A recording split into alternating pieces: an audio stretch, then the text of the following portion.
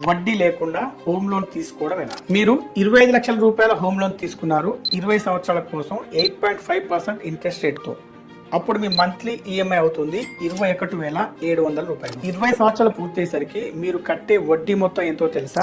27 లక్షలు. చాలా మంది దీన్ని డైజెస్ట్ చేసుకోలేరు. మరి వడ్డీ నుండి విముక్తి ఎలా? మీరు వెంటనే ఒక మంత్లీ ఎస్ఐపి ప్లాన్ స్టార్ట్ చేయండి. ఆ ఎస్ఐపి ఎంత ఉండాలంటే మీ మంత్లీ ఈఎంఐ లో అంటే 21,700లో 10% అంటే దాదాపు 2,200 రూపాయలు. దీన్ని మీరు 20 సంవత్సరాలు కడుతూ ఉండండి. ఎస్ఐపి లో మీకు సాధారణంగా 15% రిటర్న్స్ వస్తుంటాయి. అప్పుడు 20 సంవత్సరాల తర్వాత మీకు వచ్చే అమౌంట్ ఎంత అంటే 33,35,000 రూపాయలు. అందులో నుండి మీరు ఇన్వెస్ట్ చేసిన 5,28,000 రూపాయలు తీసేస్తే మీకు మిగిలే నెట్ రిటర్న్స్ 28 లక్షల రూపాయల పైన. హోమ్ లోన్ పై 20 సంవత్సరాల పాటు మీరు కట్టిన వడ్డీ 27 లక్షలు. చెల్లుకు చెల్లు.